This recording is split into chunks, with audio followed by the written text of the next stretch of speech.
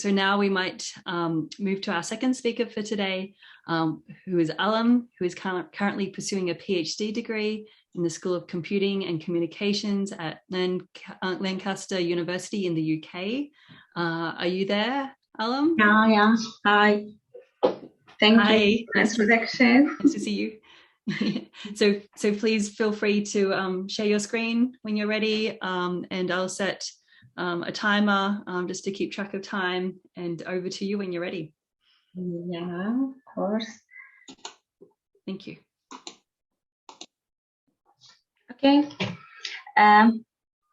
Good morning, everyone, and welcome to my presentation. First, let me introduce myself. My name is Ahlam Althobaiti, and I'm a PhD candidate at Lancaster University. Today, I'm going to present our paper titled Data-Driven Energy Theft Detection in Modern Power Grids. Here is the outline of my presentation. Firstly, I'll give an introduction to our work. Secondly, I'll provide a description of the system, followed by a presentation of the adversary model for distributed renewable energy sources-based energy theft attacks.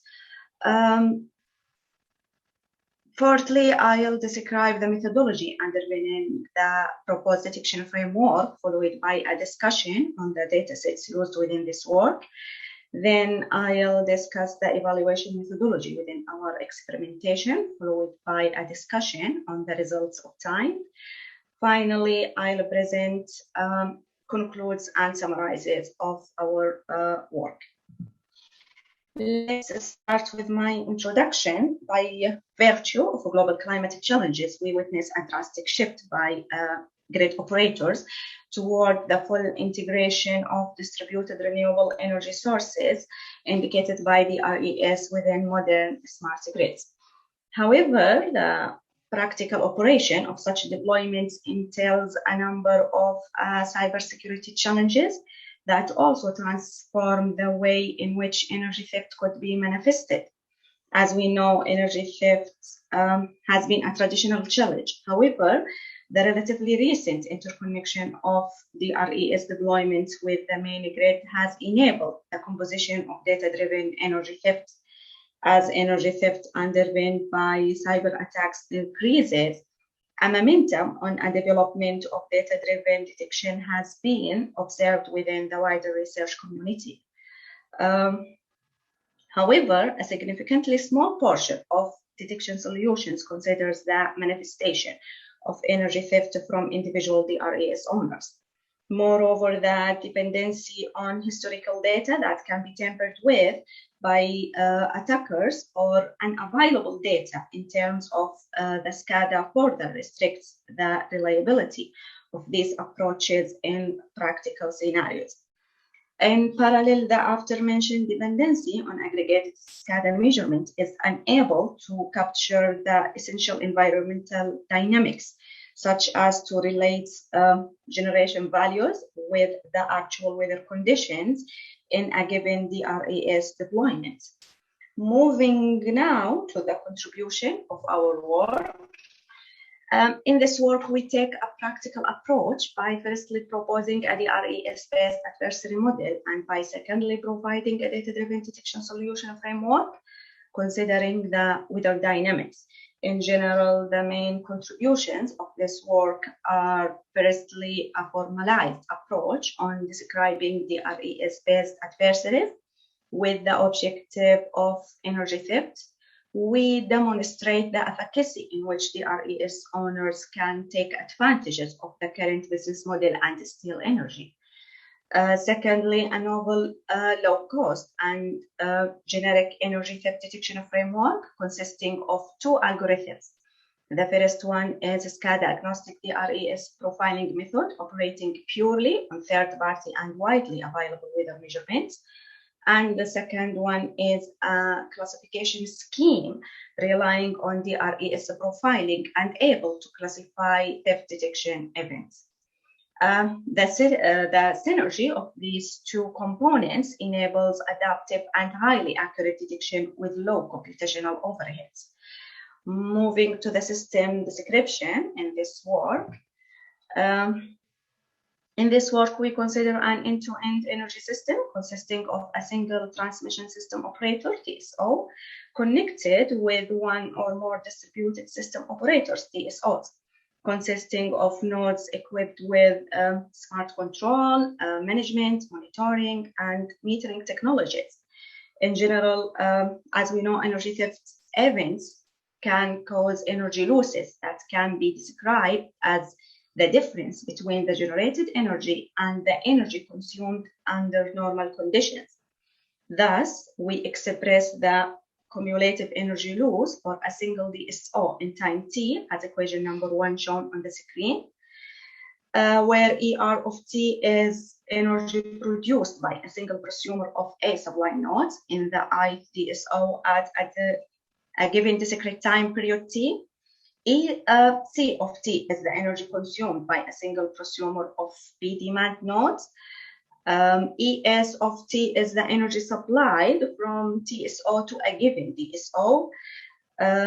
Finally, delta is the discrepancy in meter readings for reported and actual measurements as caused by a single or more theft events. Consequently, from a TSO perspective, the total energy loss in time t is expressed as sigma I equals 1 to P of Li of t, where P here is the total number of DSOs connected to the TSO. Let's present our adversary model for the DRES energy theft attack. In order to reduce the complexity invoked within our adversary model, we consider these two assumptions on the screen.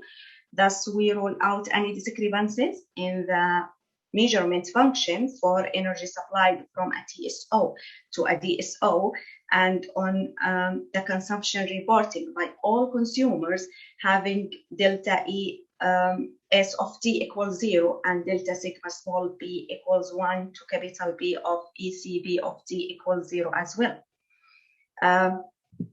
Given that assumptions, we can re-express the DSO energy loss as equation number 3 shown on the screen. Finally, based on equation number 2 that I have discussed earlier when we calculated total energy loss in time t from TSO perspective, I think here in this slide, equation number 2, and equation number 3 here, the energy loss for the TSO can be approximated as we can see in equation number 4 on this screen. In order to cover a spectrum of tempering behavior by a prosumer, we define 4 types of theft functions.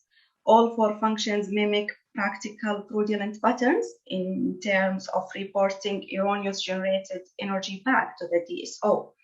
Here, the total scaling theft in equation number 5 considers the scenario in which the aggregated generation measurements on time t are tempered by an attacker. Tempering is based on a random rate percentage eta. For example, the attacker reports 150% of the actual measurements when eta equals 1.5. However, the partial scaling scenario in equation number 6 considers the case where an attacker tempers generation measurements whilst a practical threshold is met. The prosumer sets a minimum reporting value, while which means beta for the DRES-based generation measurements sent to the TSO. Also, we consider the case in which theft could be temporally sporadic, thus having discontinuous reporting of erroneous generation measurements during an off-peak period that relates with the peak weather conditions in which the DRES operates as shown in equation number 7. Finally, the replay attack, where the attacker only reports the highest actual generation for the whole time duration t. As I have just discussed the adversary model for the theft attack, let's move on now to present the methodology of our proposed approach for detecting such attacks.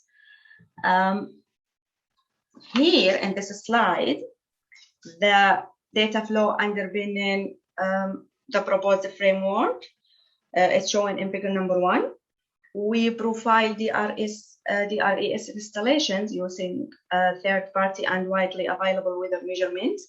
The incentive behind this approach is to remove the full dependency on SCADA-based measurements.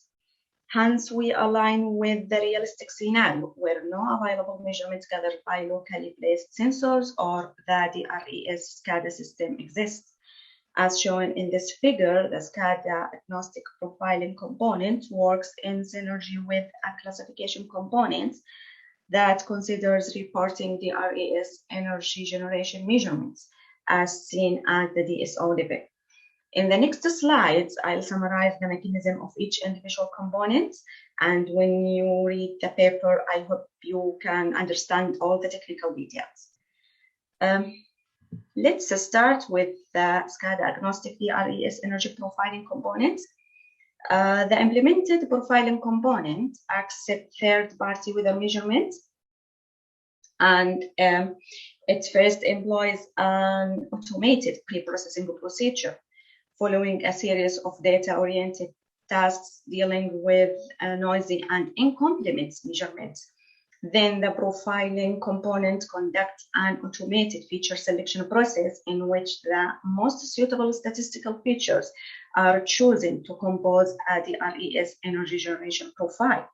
The trained model based on the selected subset of features on the source DRES is then used for all DRES deployments to profile their generated energy measurements. However, the second component within our proposed detection methodology is the SVM-based classification. Due to its optimal performance in terms of memory efficiency, a supervised SVM classifier is trained based on the predicted energy measurements calculated using the SCADA agnostic DRES energy profiling, such as to provide a binary prediction class for each of the prosumers in a given DSO. The first process within the implemented SVM-based classification prototypes deals with normalization of the DRES profiling output, which is subsequently used as input to the DSO SVM training model. Here is a list of the used datasets in our work. In general, our evaluation is based on real measurements gathered by wind turbine and solar panel installations in Australia and France. Hence, we extracted available measurements such as output temperature, wind speed, humidity, and pressure. We collect data from the Dark Sky API, Weather Online API, and Open Weather API. Moreover, we accurate additional output temperature and wind-related measurements from Weather News. Our code and metadata are available on my GitHub account shown on the screen. And now I would like to move on to our evaluation methodology. The first phase of our evaluation consists of the SVM classifier training with input from the SCADA agnostic DRES power profiling output to compute final predicted power for all DRES installations. In parallel, an instance of the SVM component is trained based on the third-party weather data. So, as I have already described in the methodology of our proposed detection framework, we reach a binary detection decision through comparing the two outcomes of the aforementioned classification processes. Two classification errors and one computational cost were also utilized to assess the resulting classification models. The considered classification errors are accuracy, ACC, and area under the curve AUC, while we consider the time taken to obtain a decision as the computational cost. Moving on to the next section, let's take a look at the detection performance. In general, as we can see here in figures 2 and 3, the SVM-based classification prototype trained on the energy profiling output maintained higher ACC and AUC scores in both the wind and solar power measurements. Therefore, we can deduce that the output of the SCADA agnostic power profiling prototypes has an important role to detect fraudulent prosumers. For more insights, figure number 4 on this slide presents the box plot of a predicted power measurement and the actual generations for both legit and fraudulent prosumers. As we can see, energy measurement proportion range for legit prosumers was between 0 kilowatts and the capacity of the DRES installations, thus 2050 kilowatts for wind and 1 kilowatt for solar respectively. However, the energy measurement proportion of the fraudulent prosumer exceeded this range by the value of the manipulated green energy units. Moreover, it's demonstrated that the predicted power of the legit prosumers falls within 8% of actual generation, whereas a significant difference between the predicted and actual generated power can be observed for the fraudulent ones. Therefore, the predicted power measurement for DRES can be used as a useful feature for the proposed SVM-based classification prototype, where prosumers are classified either as fraudulent or legit based on their respective predicted energy measurements. Regarding the computational time, figure number 5 in this slide shows the results of the SVM-based classification prototype in both proposed cases. The results clearly indicate that the SVM-based classification prototype trained on the energy profiling prototype output operates on a relatively lower computational time than that on third-party weather data. The reason behind this is the high dimensionality of the aggregated third-party weather data, where the total number of selected measurements was more than that output of the energy profiling prototype. Here, I'll discuss our conducted mandatory meta-analysis assessing the potential impact of various theft attacks as well as the theft detection gains from the DSO perspective. In this slide, in figure number 6, we illustrated the density of the amount of the energy loss caused by the theft attacks originally for the DSO in each month of the year. And here, we present the amount of the monetary cost caused by each individual theft scenario for the whole of a year. Those monetary costs are estimated by multiplying the electricity price with the resulting total DSO energy loss in each season. These figures in these two slides indicate the monetary cost for the utility provider varied in linear manner with the amount of energy loss for both data sets. So, in order to save such monetary cost, an accurate detection of energy loss caused by energy thefts is required in the first place. Here, in figure number 8, in this slide, we present the saved cost provided by our proposed detection framework. As evident from this figure, for both wind and solar energy measurements, our framework saved between 82 to 90% of the monetary cost through detection the energy loss.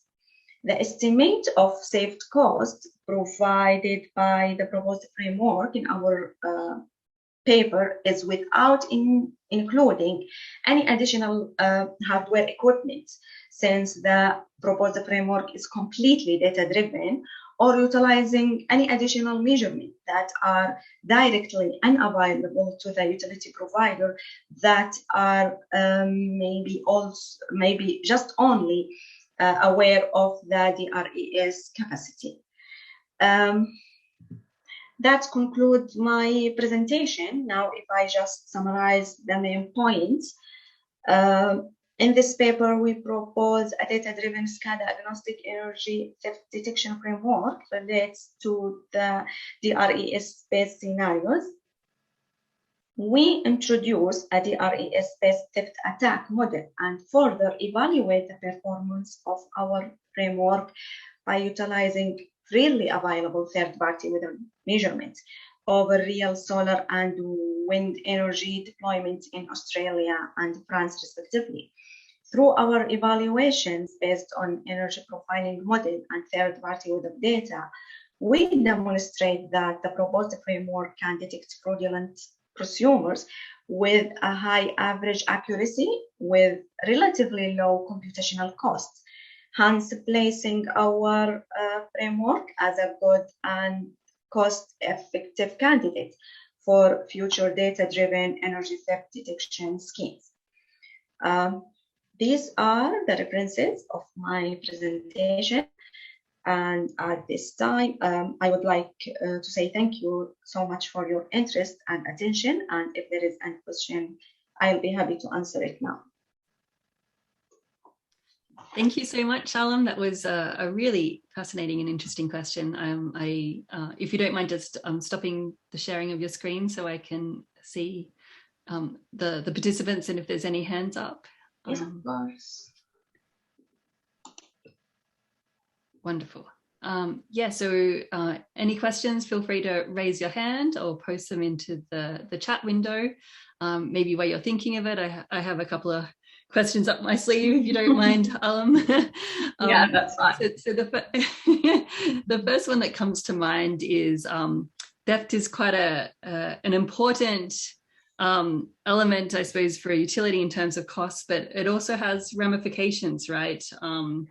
In terms of, from my experience in the utility, we've seen a lot of electricity theft from people who, for example, were doing the wrong thing and growing drugs, for example. And that was kind of the biggest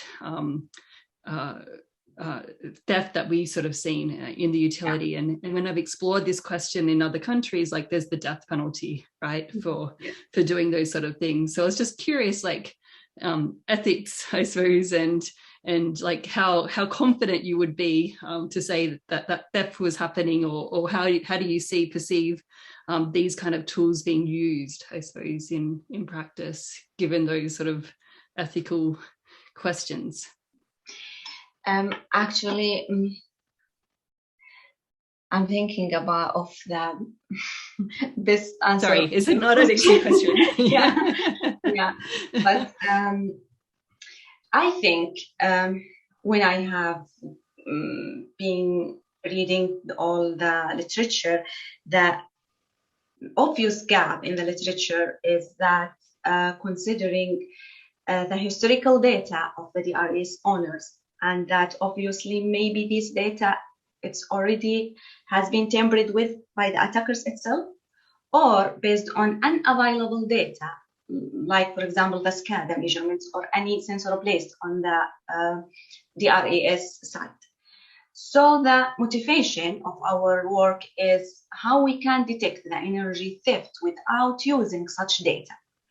So we relying on the let's say third party and trusted available data sets that we can acquire from the different APIs, and moreover we can link the expected generation measurements with the actual weather dynamics, so we can detect such attacks in a more practical scenario, let's say that. I hope this answers your question well. Yeah. So I suppose it's the confidence, I suppose, that if we say it's an attack, to investigate, like, what sort of confidence will we put around that, given that the consequences of being wrong, for example, in some countries, is quite not nice to contemplate. And I suppose maybe drawing into that, like, who do you see as people, like, so I've discussed one that's well known, but there could be other people doing these sort of energy thefts, right? Like, for other reasons, like, cybersecurity, theft in terms of just moving data around to see if they can infiltrate the grid. So I was just curious, like, who would you see as being potential energy theft or attackers? It's difficult to answer that. I mean, we are looking to detect these thefts. Actually, if I got your question correct, did you ask about who do you think this attacker would be? Yeah. Who are the people maybe that might steal? Like, for me, not having done a deep dive into this field. Yeah, but I was just curious. Yeah, I think there is many motivations for people to steal energy, but their one aim is that to use free energy from the public grid. So they want to minimize their bill in the first place. Okay. This is their motivation, I think. Yeah. Okay. Interesting. Yeah. So I don't know if we've got any other questions from the audience, or if there's any hands raised. But really, really great talk, and I don't see any hands raised. So maybe we can go back over to the Slack if people have some questions later on. But thank you for answering those hard questions. It's just been a dilemma for me ethically, like, I suppose, in this particular area. So yeah, thank you. You're welcome. Okay, so we might go to